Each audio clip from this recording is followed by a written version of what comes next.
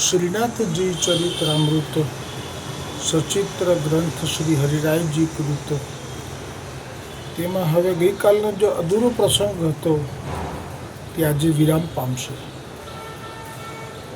ભોળા પટેલ કે જેમને દ્વારપાલની સેવામાં નિયુક્ત કરવામાં આવેલા હતા અને ગઈકાલે પ્રસંગમાં આવેલું હતું કે મધ્યરાત્રિએ દ્વાર પર ઠાડા રહેલા ભોળા પટેલના કર્ણમાં પહેલાં તો પગરવનો અવાજ સંભળાવ્યો, પછી નુપુરનો, કટી મેખલાનો, વિછિયાનો, કંદોરાનો વગેરે જણકાર રણકારનો અવાજ સંભળાયો. એટલે એકદમ સાવધાન થઈને મેં જે ચિત્રજી કાલે રાખ્યું છે એ સિંહ દ્વારનું છે. ગોવર્ધન પર્વત ઉપર જ્યારે ગોવર્ધનનાથજીનું મંદિરમાં આપ બિરાજતા હતા ત્યારે તે દરવાજા પાસે ભોળો પટેલ એ ઊભો રહેતો. તો તેણે જોયું કે આટલો બધો અવાજ કેમ આવે છે. સાવધાન થયો અને પછી જે નજર કરી તો સાક્ષાત શ્રી ગોવર્ધનનાથજી સ્વામિનીજી અને પાછળ બહુ જ બધી ગોપીજનો નીચે ઉતરી રહ્યા છે. એ પછીની લીલાનો પ્રસંગ તો ગઈકાલે આવી ગયો કે કેવી રીતે આડી લાકડી કરી ગુસાઈજીની આજ્ઞા હતી, કોઈને અંદર નહીં જવા દો, કોઈને બહાર નહીં જવા દો. પ્રભુને તો કોણ રોકી શકે? પ્રભુએ તો રાસનો મનોરથ જ કરી લીધો સંકલ્પ. એટલે એ ભોળાનો ખાલી સ્પર્શ કર્યો અને ભોળો પણ કશું રોકી ના શક્યો. પછી એ પણ પાછળ પાછળ ગયો અને રાસના દર્શનનો લાભ મળી ગયો. આ જ કૃપા કરવી હતી. એટલે જ ગૌશાળામાંથી દ્વારપાલ તરીકે એને સેવામાં લીધો. આવા દુર્લભ દર્શન આ ભોળા પટેલને થયા. પછી જે શ્રમ નિવારવા માટે રાસનો જમનાજીમાં વિહાર કર્યો, બસ એ જ વખતે ભોળા પટેલે પોતાની જે જવાબદારી હતી, જે રાસ ખેલતા જે પણ આપના શૃંગાર વડા થઈ ગયા હતા તેની એક પોટલી કરી અને પોતાના માથા ઉપર લઈ અને ચાલ્યો. એને ચાલતા આવવું પડે, પણ અહીંયા તો પ્રભુ આ ગુસાઈજીને મંગલાનો સમય થાય અને ગુસાઈજી સ્નાન કરી અપરસમાં મંગલામાં જગાડવા આવે એ પહેલાં તો આપે ત્યાંથી અંતર ધ્યાન થઈ અને મંદિરમાં પ્રવેશ કરી લીધો. હવે પ્રથમ કોણ આવ્યું તો કે જે ગોવર્ધનનાથજી આવી ગયા. પેલો તો માથા પર પોટલું લઈ અને બબડતો આવી રહ્યો છે. તે વખતે શ્રી ગુસાઈજી ચરણ મંગલા કરવા માટે જેવા આ સન્મુખ થયા અને જગાડ્યા પ્રભુને ખૂબ વાલ કરીને, ને જ્યાં પ્રભુએ નેત્રો ખોલ્યા તે જ વખતે નેત્રોમાં લાલાશ જોઈ અને પૂછ્યું કે બાવા, રાત્રે આપ ગઈકાલે ક્યાં પધાર્યા હતા? તે વખતે શ્રીનાથજીએ ઈશારો કરી જાણે કહી રહ્યા હોય કે હમણાં આ તમારો ભત્રીજો પાછળ આવે જ છે. એ બધું વિગતે કહેશે. જ્યાં શ્રી ગુસાઈજી ચરણે પ્રભુને મંગલ ભોગ ધરાવી અને બેઠકમાં પધાર્યા કે જોયું તો પેલો ભોળો પટેલ માથે પેલું આભૂષણોનું વડા થઈ ગયેલા રાસ દરમિયાન આભૂષણોનું પોટલું માથે લઈ અને ઊભો છે. પૂછ્યું તો શ્રી ગુસાઈજીએ પૂછ્યું કે ભોળા, મેં તો તને દ્વાર ઉપર ચોકી પેરો કરવાનું કહ્યું હતું અને હું જ્યારે ઉપર આવ્યો અત્યારે અપરસમાં સેવા માટે તો મેં તને જોયો નહીં દ્વાર ઉપર ઊભેલો ચોકી ભેરોમાં. આવું કેમ કર્યું? જવાબદારી કેમ ચૂક્યો? આ જવાબદારીવાળી સેવા છે તો તું દ્વારપાલની સેવા છોડીને ક્યાં જતો રહ્યો હતો? હવે ભોળો કહે છે કે કાકાશ્રી, મારાથી આવી દ્વારપાલની જોખમવાળી સેવા નહીં થાય. જોખમ સાચવવાની મારી ત્રેવડ નથી. આટલી બધી બાઈઓ સાથે પ્રભુ આટલા બધા કિંમતી ઘરેણાં પહેરીને મંદિરની બહાર અડધી રાત્રે જશે એવું કંઈ આપશ્રીએ તો મને કહેલું નહીં, અને મારા ના પાડવા છતાં ઉપરવટ થઈને આટલી બધી બાઈઓ સાથે ગોપાલ નિકુંજમાં ગયા. તે મારે પાછળ પાછળ દોડવું પડ્યું. એમ કહેતો જાય અને સાથે સાથે જે રસનો અનુભવ કર્યો હતો તેનું વર્ણન કરવા લાગ્યો. તો કયો રસનો અનુભવ કર્યો હતો આ દોડમાં લઈએ કે શરદ પૂનમની રાતડી જોવા જઈએ, શરદ પૂનમની રાતડી જોવા જઈએ, એ મારો વાલો રમાડે રાસ જોવાને જઈએ, હે મારો વાલો રમાડે રાસ જોવાને જઈએ. વનરાતે વનની કુંજ ગલી જોવા જઈએ, વનરાતે વનની કુંજ ગલી જોવા જઈએ. એક ગોપીને એક છે કાન જોવાને જઈએ, એક ગોપી ને એક છે કાન જોવાને જઈએ. શરદ પૂનમની રાતડી જોવા જઈએ, હજારો ગોપીઓ ટોળે મળી જોવા જઈએ. આજે એટલા માટે રાસ આખો લઉં છું આ દોડમાં, કારણ કે આ પ્રસંગ હવે વિરામ પામી જાય છે, અને બીજું અત્યારે લઈશ તો રસનો આનંદ નહીં આવે. હજારો ગોપીઓ ટોળે મળી જોવા જઈએ, કે વચ્ચે નાચી રહ્યો છે કાન જોવાને જઈએ, હે વચ્ચે નાચી રહ્યો છે કાન જોવાને જઈએ. મોર મુકુટને કાને કુંડળ જોવા જઈએ, મોર મુકુટને કાને કુંડળ જોવા જઈએ, કે ગળે ઝૂલે વૈજંતી માળ જોવાને જઈએ, કે ગળે ઝૂલે વૈજંતી માલ જોવાને જઈએ.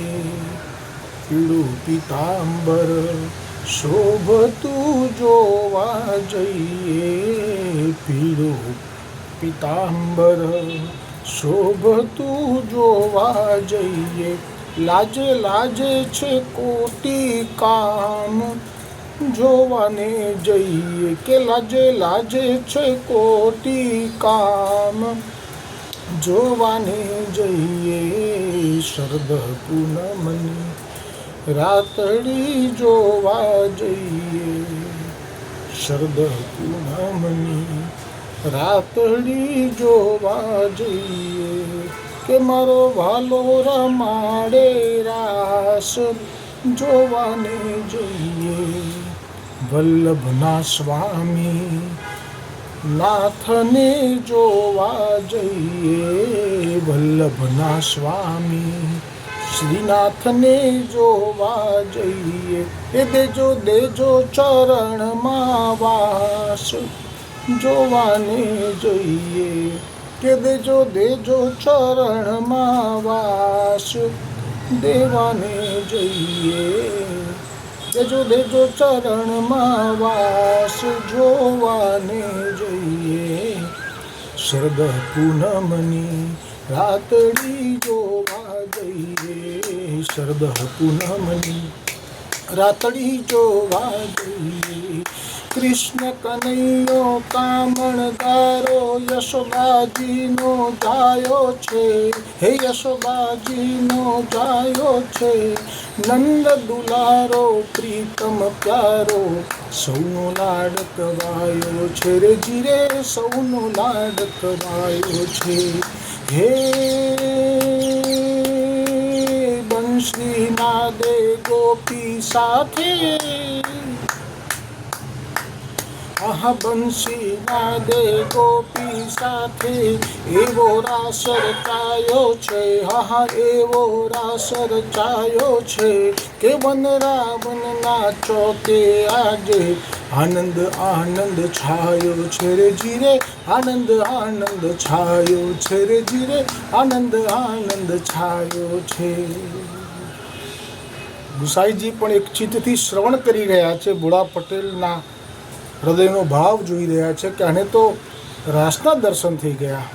ગોવર્ધનનાથજી આટલી બધી કૃપા વિચારી લીધી અને એટલા માટે જ્યારે આપે પૂછ્યું અને જ્યારે ભોળાએ કહ્યું કે આવું થયું, પાછળ દોડવું પડ્યું એટલે મારે અહીંયાથી જવું પડ્યું. કૃપાનાથ આ અઘરું છે, મારાથી નહીં થાય એમ કહેતો જાય અને રાસ જે જોયો હતો તેનો દર્શનનો અનુભવ કરતો જાય અને એ પણ વર્ણન કરવાનો પ્રયત્ન કરે છે પણ શબ્દોમાં નથી આવતું. રોમાંચિત થઈ જાય છે દર્શનના ભાવોને યાદ કરતા. ભાવના પ્રગટ દેખાય હૈયાના ચોકમાં, મૂર્તિ ખડી થઈ જાય હૈયાના ચોકમાં. સ્વામિનીજી ઠાકોરજી ગોપીજનોનો રાસ એનું વર્ણન એ તો કેવી રીતે થઈ શકે. અને પછી કહ્યું કે આ બધા ઘરેણા જુઓ તો ખરા કે આવી રીતે રાસમાં જ્યાં ત્યાં વેરાયા, આ તો મેં ભેગા કર્યા. આ પોટલું લો અને મને પાછો ગૌશાળામાં જ જવા દો. કાકાશ્રી, મારાથી આવી જવાબદારીવાળી નોકરી નહીં થઈ શકે. કારણ કે આપે કહ્યું હતું કે કોઈ જવું ના જોઈએ, આવવું ના જોઈએ. મેં આડી લાકડી કરી પણ એવું તે શું કર્યું કે મારાથી કંઈ થયું નહીં, ચાલવા લાગ્યા. એટલે કહું છું કે મારાથી નહીં થાય. આમાં મારું ચાલશે નહીં કશું. મેં તો આડી લાકડી કરી હતી, આપ પૂછી લો. ઠાકોરજીની સામે ગુસાઈજીએ જોયું, ઠાકોરજી હસવા લાગ્યા. ગુસાઈજી સમજી ગયા કે શ્રીનાથજી બાવાએ કેવી કૃપા કરવા ભોળા પટેલને દ્વારપાલ તરીકે નિયુક્ત કરાવ્યો. હવે શ્રી ગુસાઈજી ચરણ શ્રીનાથજીની સેવામાં પધાર્યા ત્યારે પૂછી લીધું એકાંતમાં કે પટેલને તો પાછા ગૌશાળામાં જવું છે, તો શું મોકલું? શ્રીનાથજી કહે છે કે ના ના, એ તો બોલે છે એટલું જ. હવે એણે જે રાસનો આનંદ લીધો છે, હવે એ આનંદ એના રોમ રોમમાં વ્યાપ્ત થઈ ગયો છે. હવે એ ગૌશાળામાં નહીં રહી શકે, એને અહીં જ રાખો. અને પછી શ્રી ગુસાઈજીએ ભોળાને પાસે બોલાવીને સમજાવ્યું કે હવે પછી રાત્રે કોઈ જવું ના જોઈએ, આવવું ના જોઈએ. એ મેં જે કહ્યું છે એમાં આટલો ફેરફાર કર્યો છે કે રાત્રે પ્રભુ અને બાઈઓ જે આવી હતી ને રાત્રે મંદિરમાંથી, એમને નહીં રોકવાના. હં, અને તારે પાછળ પાછળ જવાનું, પણ આ વાત તારે કોઈને કરવાની નહીં. જોયું, આ કેટલી ગૂઢ વાત છે. પ્રભુ કોઈ ગોપીનો ભાવ બીજી ગોપી જણાવતા નથી.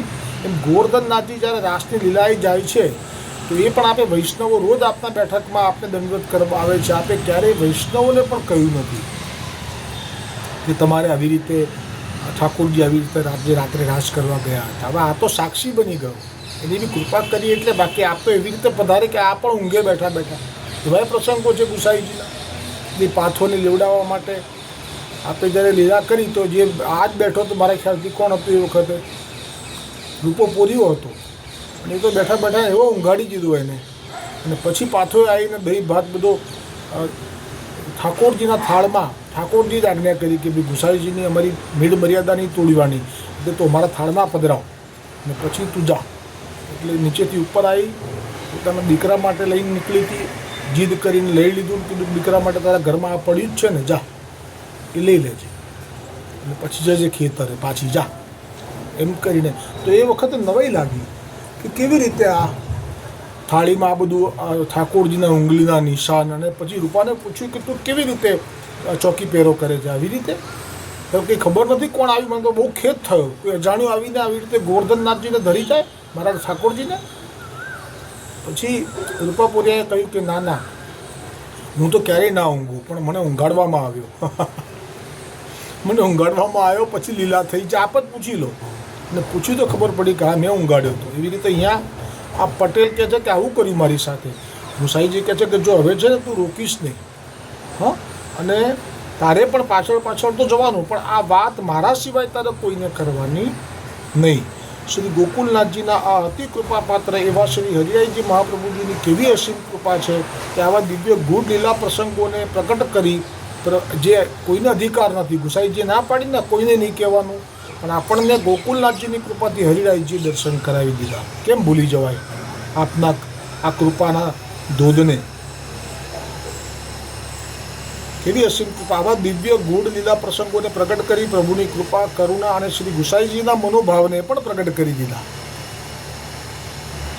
શ્રી હરિરાયજી મહાપ્રભુજી કી જય હો. ભોળા પટેલનો પ્રસંગ અહીંયા વિરામ પામે છે. શ્રીનાથજી ચરિત્રમાં આગળનો પ્રસંગ છે એ આવતીકાલે આવશે. અને જે બહુ વખતથી રાહ જોવાતી હતી વરસાદની આપણા અમદાવાદ ગુજરાતમાં, અને ખૂબ જ કૃપા અને મેઘરાજાએ વરસાવી દીધી છે ઠાકોરજીની કૃપાથી. બોલો ગોવર્ધનનાથ કી જય, શ્રીનાથજી ચરિત્રામૃત કી જય, હરિરાયજી મહાપ્રભુજી કી જય, ગોકુલનાથ કી જય.